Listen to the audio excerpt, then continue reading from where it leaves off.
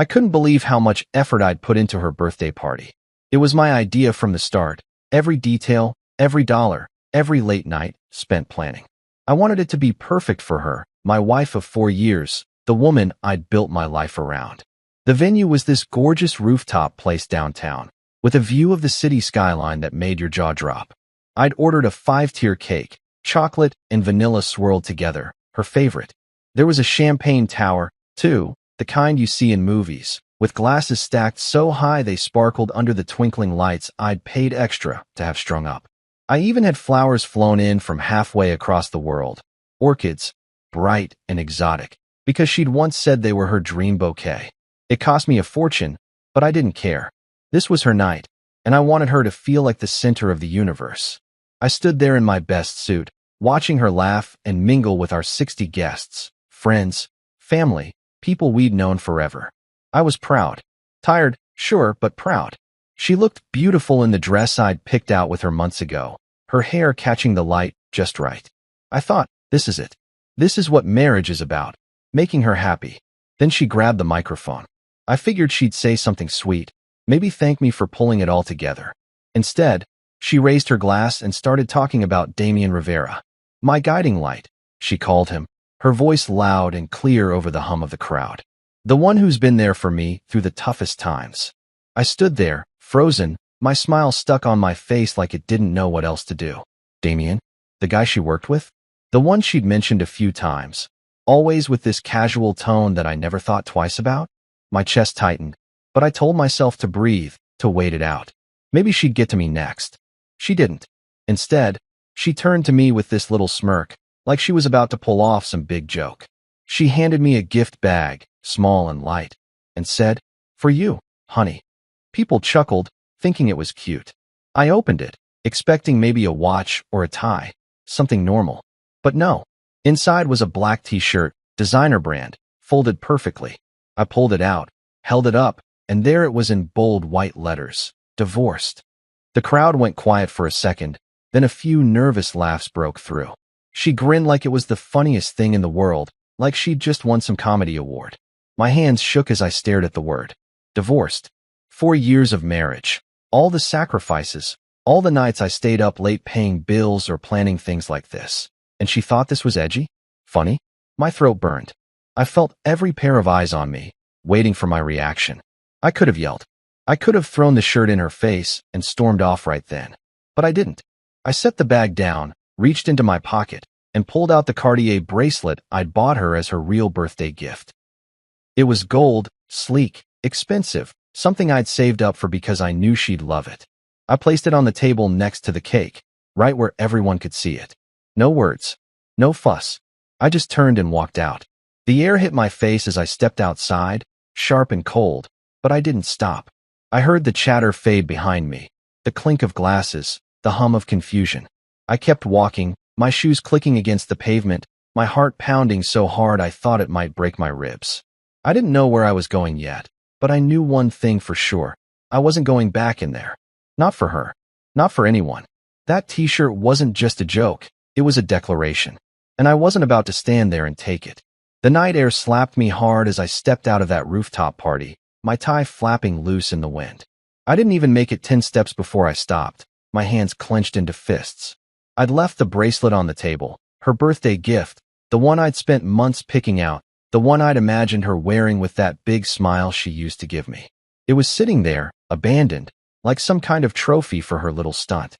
And that t-shirt, divorced, kept flashing in my mind, those white letters burning holes into my skull. I couldn't leave it like that.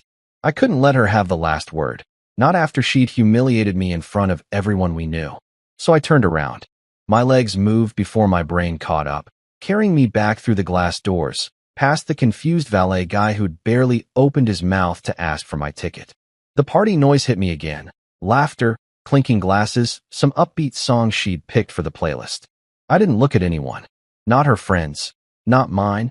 Not the waiters weaving through the crowd with trays of champagne. I marched straight to that table, the one with the cake and the flowers and the bracelet gleaming under the lights. She was still up front, chatting with Damian, her back to me, probably thinking I'd slink off like some wounded dog. I grabbed the bracelet, the cool metal slipping into my palm, and shoved it back into my pocket. No one said a word. A few heads turned, eyes wide, but nobody stopped me. Maybe they were too shocked. Maybe they didn't care. Either way, I was done. I walked out again, this time for good. The valet had my car ready by then. A black sedan I'd bought 2 years ago, one of the few things I'd insisted on keeping when she'd pushed for that overpriced SUV she wanted instead. I slid into the driver's seat, slammed the door, and just sat there for a minute, staring at the dashboard. My phone buzzed in my pocket. I ignored it. The engine hummed to life, and I pulled out onto the street, the city lights blurring past me like they didn't even matter. 5 minutes later, it started. The first call. My phone lit up on the passenger seat, her name glowing on the screen. I didn't pick up. It rang out, went silent, then lit up again, and again. By the time I hit the highway, it was nonstop, buzz after buzz, her name stacking up in missed call notifications. I glanced at it once, just long enough to see the number climb. 10 calls. 20. 50. I kept driving, the road stretching out dark and empty ahead of me. My hands gripped the wheel so tight my knuckles turned white. What did she want? To apologize? To laugh some more? To explain why she thought handing me that t-shirt in front of everyone was okay? I didn't care. Not anymore. The phone kept going, relentless, like she thought she could wear me down if she just tried hard enough. I pulled into my usual parking spot outside our apartment. No, my apartment now, and checked the screen. 157 missed calls. All from her. I turned the phone off, the silence hitting me like a wave. I sat there in the dark, the engine ticking as it cooled, and something clicked inside me. This wasn't just about the party. It wasn't just about walking out. That t-shirt, those calls, her thanking Damien instead of me, it was the end of us. For years of bending over backwards, of putting her first, of thinking if I just tried harder, she'd see me the way I saw her. And for what? To be the punchline of her big night? I grabbed my keys and stepped out, the cold biting at my face again. The apartment building loomed above me, quiet and familiar, but it didn't feel like home anymore. It felt like a shell, like something I'd outgrown without even realizing it. I didn't know what came next, where I'd go, what I'd do, but I knew one thing. I wasn't answering those calls. Not tonight. Not ever. I'd left the party, sure, but I'd left the marriage too. And she could keep calling all she wanted. I was already gone. I woke up the next morning on a lumpy couch in Theo's spare bedroom, the kind of place that smelled faintly of old coffee and dust. My suit jacket was crumpled on the floor, my tie slung over a chair like a dead snake. I'd driven straight to his place last night after leaving the party, my phone still off, those 157 missed calls locked away in the dark. Theo didn't ask many questions when I showed up, just opened the door, handed me a beer, and let me crash. Now, sunlight crept through the blinds, slicing across the bare walls, and I lay there staring at the ceiling, trying to figure out what the hell had happened to my life. Theo shuffled in, his hair a mess, carrying 2 mugs of coffee. He set one on the table next to me, the steam curling up in lazy swirls, and sat down in an armchair that creaked under his weight. "You don't come back from something like that," he said, his voice low and certain, like he'd already thought it through. I didn't answer right away. I just took the coffee, the heat burning my fingers through the mug, and let his words sink in. He was right. I knew it the second she handed me that t-shirt, divorced, like it was some clever little gift. But it wasn't just the shirt. It was everything before it, all the pieces I'd ignored because I loved her, because I thought that's what you do when you're married. I sipped the coffee, bitter and strong, and my mind started replaying it all. The time she'd asked me to move cities for her job, promising it'd be worth it. I'd left a good gig behind, packed up our life, and followed her. Then there were the promotions I'd turned down because they'd mean less time at home, and she didn't like that. "We're a team," she'd say, and I'd nod, thinking it made sense. Vacations, too.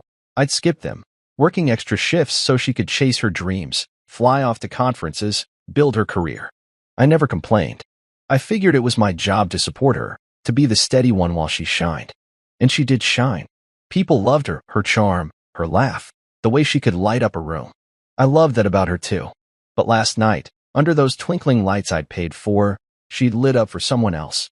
Damien Rivera. Her guiding light. Not me. I set the mug down, my hands still shaky from the night before, and looked at Theo. "I gave her everything," I said, my voice rough, like it hadn't woken up yet. He nodded, leaning back in the chair. "Yeah, man. And she gave you a t-shirt." That stung. but it was true. I thought about the party again, 60 people, all watching her toast Damien, all seeing her hand me that bag. I wondered what they thought. Did they laugh because they agreed with her?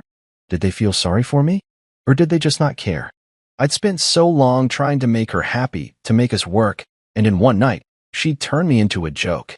The spare room felt smaller then, the walls pressing in, and I stood up, pacing to the window. Outside, the city was waking up, cars honking, people rushing to work. My life used to feel like that, busy, purposeful, moving forward. Now it was just me, standing still, holding a coffee mug and a bruised ego. Theo watched me, sipping his own drink, not pushing me to talk. He didn't have to. We'd been friends since college. He knew me better than most. What now? He asked finally, breaking the silence. I didn't have an answer. Not yet. But as I stared out at the skyline, something shifted. I wasn't the guy who waited around anymore, the one who nodded and smiled while she called the shots. That guy walked out last night. The bracelet was still in my pocket. I felt its weight against my leg, a reminder of what I'd taken back. Maybe Theo was right. You don't come back from something like that. But maybe you don't have to. Maybe you just keep walking, figure out who you are without the weight of someone else's spotlight. I turned to him, my jaw tight. I'm done being disposable, I said. He raised his mug. Good.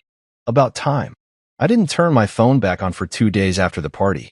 Those 157 missed calls sat there, waiting, but I wasn't ready to face them, or her.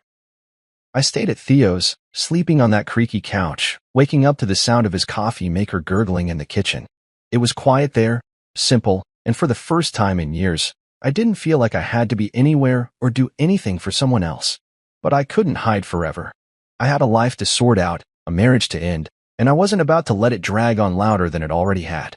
So I made a call not to her, but to Clara Mendez, a lawyer I'd heard about through a guy at work. She was sharp, tough, the kind of woman who didn't mess around. We met at her office downtown, a small space with big windows and stacks of files on every surface.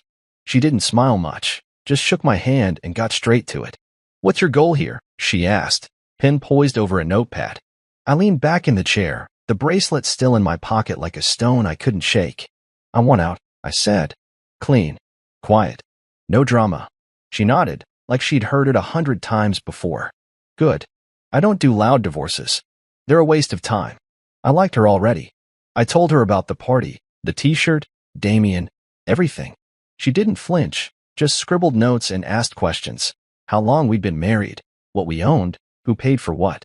I told her I'd covered most of it, the apartment, the cars, the party itself. Clara raised an eyebrow but didn't comment. By the end of the hour, she had a plan. We'll file quietly, she said. No public mess. You keep what's yours, she keeps what's hers. If she fights, we'll deal with it. I trusted her. She had this edge, like she'd seen too many marriages fall apart to care about the theatrics. For her, it was business. For me, it was survival. I left her office feeling lighter, like I'd handed over a weight I didn't know I was carrying. That night, I moved back into the apartment, our apartment, though it didn't feel like ours anymore. She wasn't there. Probably at her sister's or some friend's place, licking her wounds after I didn't pick up. I didn't care where she was. I just wanted my space back. The next morning, I went to work. I'd taken a day off after the party, but now I was ready to dive in. My job wasn't glamorous project management for a tech firm, but I was good at it. I walked into the office, past the cubicles and the coffee machine, and sat at my desk. My inbox was a mess, but I didn't mind. I started sorting through emails, flagging the urgent ones, setting up meetings. It felt good to focus on something I could control. Around noon, my boss, Gregory, stopped by. He was a big guy, loud voice, always wearing ties that didn't quite match his shirts. You're back, he said, leaning against my desk. Heard you had a rough weekend. I shrugged. Something like that. He didn't push, just tapped the folder he was holding. Got a new client. Tough one. You want it? I looked up at him. Normally, I'd hesitate. Big clients meant long hours, and she'd always hated when I worked late. But she wasn't here now. Yeah, I said. I'll take it. Gregory grinned. That's what I like to hear. The rest of the day flew by. I dug into the project, some startup needing a full system overhaul, and lost myself in the details. Spreadsheets, timelines, budgets. It was messy, complicated, and exactly what I needed. By the time I left the office, the sun was gone, and my head was clear. I stopped answering her texts that week. They'd started after the call stopped, short ones at first, like, "Where are you?" and "We need to talk." Then longer, rambling ones about how she didn't mean it, how it was just a joke. I didn't reply. Clara had the papers ready by Friday, and I signed them in her office, my hand steady on the pen. It wasn't about revenge. It wasn't even about her anymore. It was about me, about taking back the life I'd let slip away. Gregory called me into his office that afternoon. "You're killing it," he said. "Keep this up. We're talking promotion." I nodded, a small smile tugging at my lips. For the first time in years, I felt like I was moving forward, not for her, not for us, but for me. I started running every morning before the sun came up, when the city was still half asleep and the streets were mine. It wasn't something I'd planned. Just woke up one day at Theo's, my head buzzing with everything, and decided I needed to move. I pulled on an old pair of sneakers, a t-shirt, and some shorts I hadn't worn in years, and hit the pavement. The first mile was brutal. My lungs burned, my legs felt like lead, and I thought about turning back. But I didn't. I kept going, one step after another, the cold air biting at my face. By the time I got back to Theo's, sweat was dripping down my neck, and my chest heaved like I'd just fought a war. It hurt, but it felt good, like I was shaking off pieces of the man I used to be. I'd spent so long sitting still, waiting for her to notice me, to need me, that I'd forgotten what it felt like to push myself. After that, it became a routine. Up at 5, out the door by 5:15, running through the dark until the sky turned gray. Mile after mile, I shed the weight of it all, the party, the t-shirt, the years of saying yes when I should have said no. I moved out of Theo's that week, back into the apartment full-time. She still wasn't there, and I didn't ask where she'd gone. Clara had served her the divorce papers by then, so maybe she was hiding out, figuring out her next move. I didn't care. I started changing things, threw out the throw pillows she'd picked, the ones I'd always hated, and replaced them with a plain gray blanket. I rearranged the furniture, turned the living room into something that felt like mine. It wasn't just about the space, though. It was about me. I set up a corner by the window with a small desk, a lamp, and a stack of notebooks. I started writing things down, ideas, plans, stuff I'd always wanted to do but never had the time or guts for. Vision boards came next, pinned up on the wall with pictures of places I wanted to see, projects I wanted to tackle. I wasn't just rebuilding a room, I was rebuilding myself. Work got intense, but I loved it. The client Gregory gave me was a nightmare, demanding, picky, always changing their mind, but I handled it. Late nights at the office turned into early mornings running, then back to the desk with coffee in hand. I was tired, sure, but it was the good kind of tired, the kind that comes from doing something for yourself. One day, I got a call from Sasha, a kid I'd met at a networking event a year back. He was young, maybe 25, with big ideas and no clue how to make them happen. "I've got this startup," he said, his voice fast and excited. "Me and my buddy Omar. We need help." I met them at a diner downtown, the kind with sticky tables and waitresses who call you Han. Sasha had wild hair and a laptop covered in stickers. Omar was quieter, scribbling numbers on a napkin. They pitched me their idea, a delivery app for small businesses, something local, something real. It was rough, but it had potential. "I'm not a tech guy," I told them, "but I can get you organized. Set up a plan." They grinned like I just handed them $1,000,000. I started meeting them once a week, going over budgets, timelines, talking them through the chaos. It wasn't paid, but it didn't matter. It felt good to help, to build something from scratch. One night, after a long session with them, I sat at my desk in the apartment, staring at the vision board. There was a picture of a beach in Thailand, a skyscraper in New York, a sketch of a house I'd always wanted to own. I grabbed a pen and added something new. Invest in Sasha and Omar. It wasn't just about money. I wanted it on their dream, wanted to see it grow. The runs kept me sane. Every morning, I'd push a little harder, go a little farther. My body changed, my shoulders got broader, my legs stronger, but it was more than that. I stopped feeling like the guy who'd stood there holding that divorced t-shirt.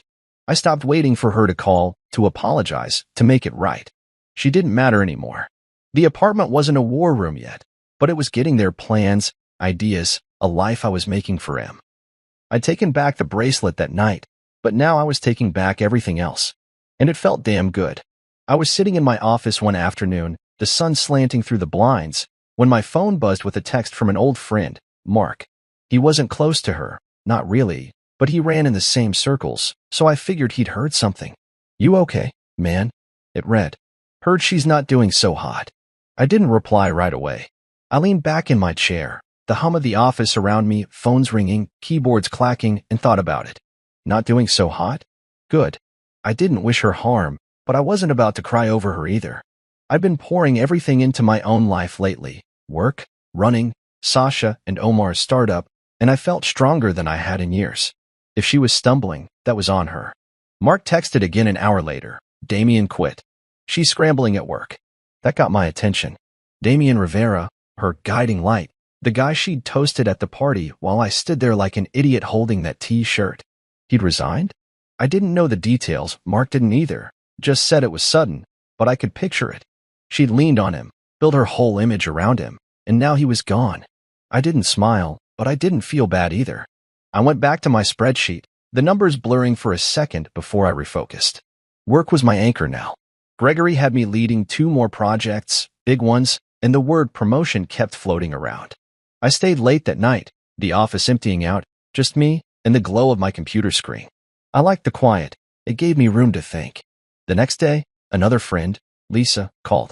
She was closer to her, one of those mutual connections I hadn't cut off yet. She tried a podcast, Lisa said, her voice hesitant, like she wasn't sure I'd want to hear it. It tanked. 1 episode, and people hated it. I was driving home, the phone on speaker, the city lights streaking past. Huh, I said, keeping it short. Lisa kept going. She's posting online again too, trying to get her followers back, but it's not working. People keep bringing up the party. I gripped the wheel a little tighter. The party. That damn T-shirt. I didn't say much, just let Lisa talk until she trailed off. Thanks for the update, I said, and hung up. I didn't need to hear more. She was falling apart, piece by piece, and I wasn't surprised. She'd always been good at shining when things were easy, when someone else, me, Damien, whoever, was holding her up. Now the props were gone, and she didn't know how to stand. Meanwhile, my life was taking off. Gregory called me into his office a week later, slapped a folder on his desk, and said, "You're speaking at a seminar next month. Local business thing. They asked for you." I blinked. Me. He laughed, that big, booming sound of his. "Yeah, you. You're killing it lately. People notice." I walked out of there feeling 10 feet tall. A seminar wasn't huge, but it was mine, something I'd earned. Then came the big one. An email landed in my inbox from a guy I'd met at a conference years back, some hotshot professor type. "We're hosting a business summit in Dubai," it said. "Love for you to guest lecture. Your name's been coming up." Dubai. I stared at the screen, the words sinking in. I'd gone from the guy who paid for her party to the guy getting invites halfway across the world. I said yes, obviously. That night, I met Sasha and Omar at the diner again.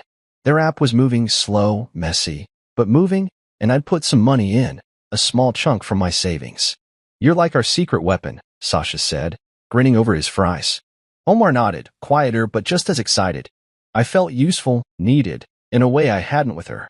Back at the apartment, I added Dubai to my vision board, right next to Thailand and a house sketch. The runs kept me steady, every morning, pounding the pavement, my breath fogging in the cool air. I was up to 6 miles now, my body leaner, my mind sharper. She was fading, her job, her podcast, her online clout, and I was rising. Seminars, lectures, startups. The world that used to spin around her was turning toward me, and I wasn't looking back. I didn't hate her. I didn't even think about her much. But knowing she was struggling while I was climbing, that felt like justice, quiet and clean, the kind I didn't have to fight for. I was sorting through some old files in the apartment one evening, the lamp casting a warm glow over my desk, when I found it, an envelope tucked between a stack of tax returns and some random receipts. It wasn't from Clara or anything official.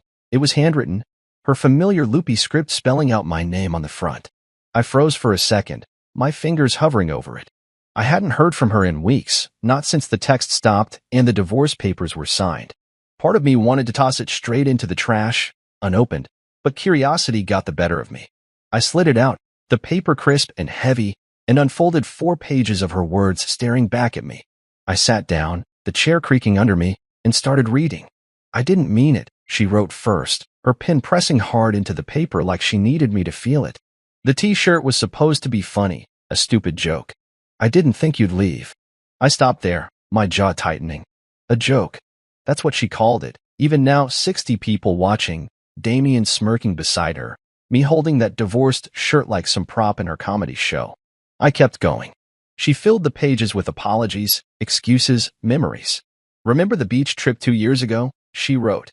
You carried me through the sand when I twisted my ankle. We were good then. Yeah, we were. I remember that day, sunburned, laughing, her clinging to my back as waves crashed around us. But that was before the moves, the sacrifices, the slow drift where I became the guy who paid for things while she chased her spotlight. She went on, her tone shifting, softer. I miss you. I didn't realize how much I needed you until you were gone. I set the letter down for a minute, staring at the wall. Needed me? She needed me to plan her party, to fund her dreams, to stand there while she thanked Damien. But me, the real me, not the husband who said yes to everything. She hadn't needed that guy in a long time. I picked it back up, flipping to the last page. I'm sorry, she wrote, over and over, like a chant. I messed up. I want to fix it. Fix it. I almost laughed. What was there to fix? The marriage was done, papers signed, apartment split, her stuff gone. She'd handed me that t-shirt and thought I'd just shrug it off. Come back, keep playing my role. I read it all once, start to finish, then folded it neatly in half. I didn't rip it up or burn it like some dramatic movie scene. I just opened the drawer next to my desk, the one with my birth certificate, my passport, a few old photos, and slid it in there. It wasn't trash, not exactly. It was a record, proof of who I'd been, who she'd been, and what we'd lost. But it didn't change anything. I wasn't writing back. I wasn't calling her. I'd spent years waiting for her to see me, to say something like this, and now that she had, it didn't matter. The words were too late, too hollow. I got up, grabbed a glass of water, and stood by the window, looking out at the city lights. The vision board was pinned up nearby, Dubai, Thailand, Sasha, and Omar's startup. That's where my head was now, not in her letter, not in the past. I thought about the party again, that smirk on her face when she handed me the bag. She hadn't meant it. Bull. She'd meant every second of it. Meant to show off, to flex her new life with Damien in front of everyone. And now, with him gone, her career slipping, she was scrambling, reaching back for the safety net I'd always been. I wasn't that guy anymore. The next morning, I ran my usual route, the air crisp and sharp in my lungs. 6 miles turned into 7, my legs pumping harder, my mind clear. I didn't think about the letter. I thought about the seminar next week, the lecture in Dubai, the app launch with Sasha and Omar. When I got back, I showered, dressed, and headed to work. Gregory stopped me in the hall, grinning. You're on fire lately, he said. Keep it up. I nodded, feeling the weight of it. Not her weight, not anymore, but mine. The letter stayed in the drawer, a ghost I didn't need to fight. She could miss me all she wanted. I was done missing her. I started writing one night after a long day at work, sitting at my desk with a beer in hand and the city humming outside my window. It wasn't planned, just grabbed a notebook and let my thoughts spill out. At first, it was messy, raw, all about the party, the t-shirt, those 157 missed calls. I wrote about how it felt to stand there, humiliated, while she smirked and the room laughed. I wrote about walking out, taking the bracelet back, driving away. It wasn't for anyone else. Just me, a way to get it out of my head and onto paper. But the more I wrote, the more it turned into something else. It wasn't just about her or us anymore. It was about what came after, running every morning, rebuilding my life, saying no to the old me who'd waited around for her approval. I filled pages with it, night after night, the words piling up like bricks in a wall I was building around myself. One evening, after a run, I typed it all into my laptop. It felt different seeing it on the screen, cleaner, sharper. I didn't know why, but I hit publish on a random blog site. No name attached, just some anonymous guy's story. I called it 157 Missed Calls, not because I wanted her to see it, but because it fit. Then I forgot about it. A week later, I checked the site. There were comments, dozens of them. This is my life, one said. I felt every word, said another. People I didn't know, from places I'd never been, were reading it, connecting to it. I sat there, staring at the screen, my heart thumping.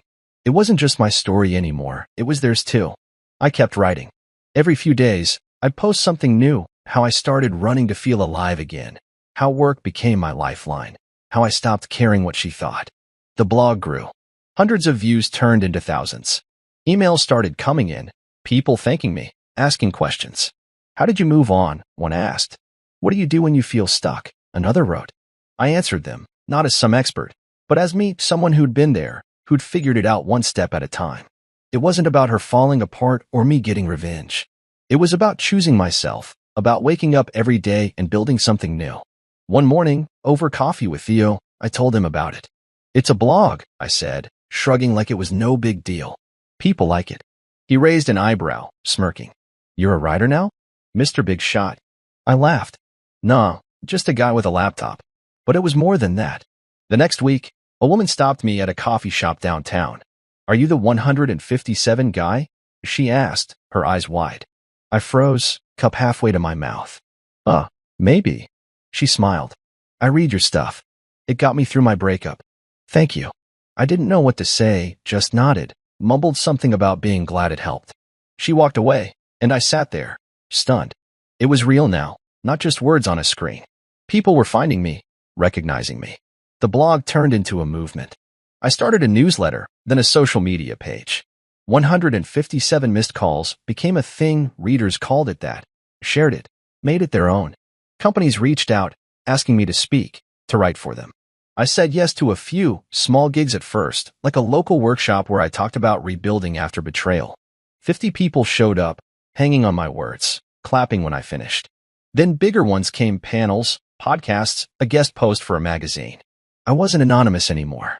I put my name on it, owned it. Sasha and Omar got in on it too. You should brand this, Sasha said one night at the diner, his laptop open to the app's latest numbers. T-shirts, man. Not divorced, but something better. I laughed, but he was serious.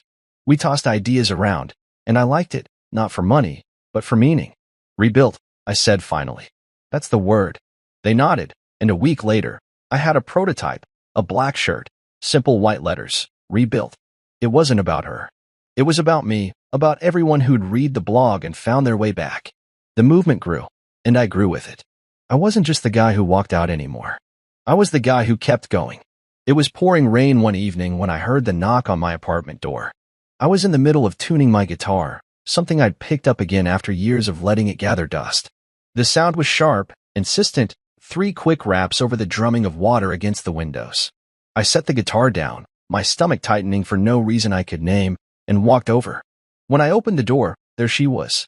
No umbrella, no coat, just her standing there, soaked to the bone. Her hair clung to her face, mascara streaking down her cheeks, and for a second, I didn't recognize her, not the polished version I'd known, the one who'd smirked at me under those party lights. She looked small, fragile, like the rain had washed away everything she used to be. Can I come in? She asked, her voice barely above a whisper. I didn't say anything at first, just stepped aside and let her walk past me. She dripped onto the floor, leaving little puddles by the couch, but I didn't care about that. I shut the door and turned to face her, arms crossed, waiting. She didn't sit, just stood there, hugging herself like she was cold. I miss you, she said finally, her eyes locked on mine. We were good. I didn't move, didn't blink. The words hung there, heavy and wet, but they didn't hit me like they might have once. No, I said, my voice steady. I was good. You were lucky. She flinched, like I'd slapped her, and then the tears came quiet at first, then louder, her shoulders shaking. I messed up, she said between sobs. I know that. The party, Damien, all of it. I was stupid. I didn't mean to lose you. I watched her, this woman I'd loved for years, crying in my living room, and I waited to feel something: anger, pity, anything. But it didn't come. I'd already felt it all: the hurt, the betrayal, the slow burn of realizing I'd been invisible to her. I'd worn us months ago, mile by mile on those morning runs, page by page in my blog. She kept going, words tumbling out. I thought I could do it without you. The job, the podcast, everything, it's gone now. Damien left, and I'm drowning, and I need you. There it was again, need. She needed me now, when her world was falling apart, when the spotlight she'd chased had flickered out.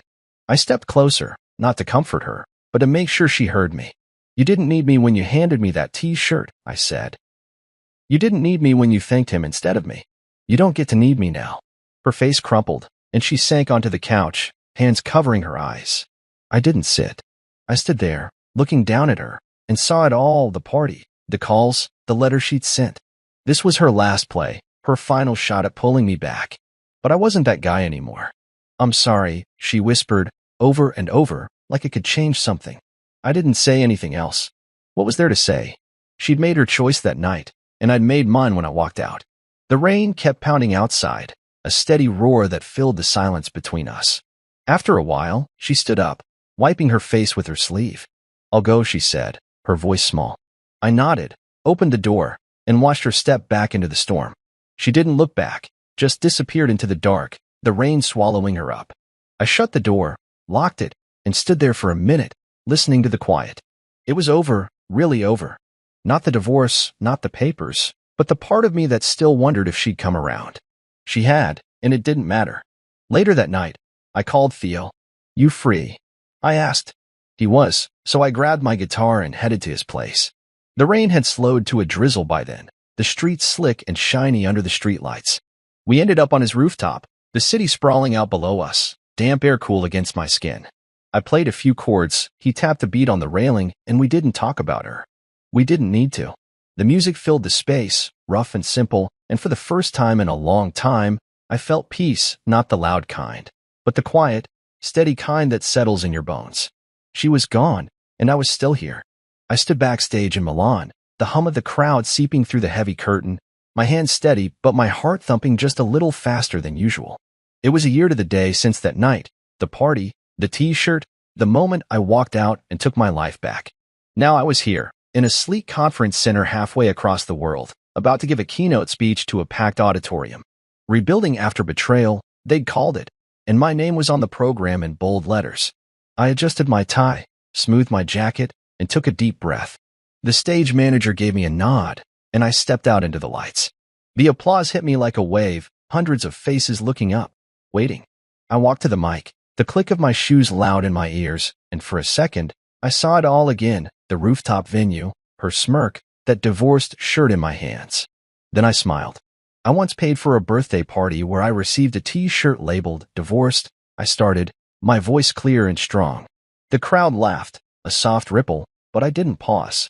5 minutes later, I took back the gift I gave her, and my entire life with it. They went quiet then, leaning in, and I kept going. I told them about the 157 missed calls, how I'd left that night and didn't look back.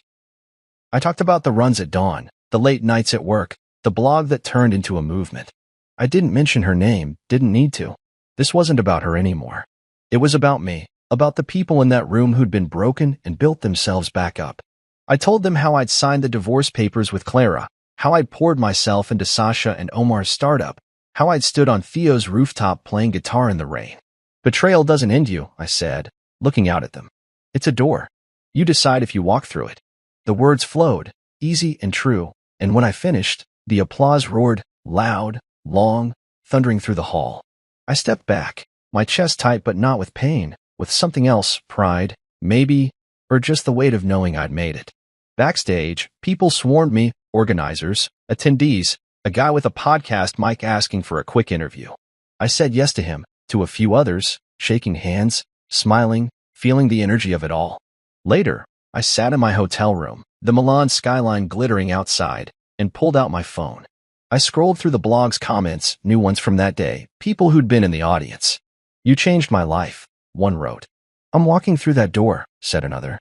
I set the phone down and leaned back, the quiet settling in.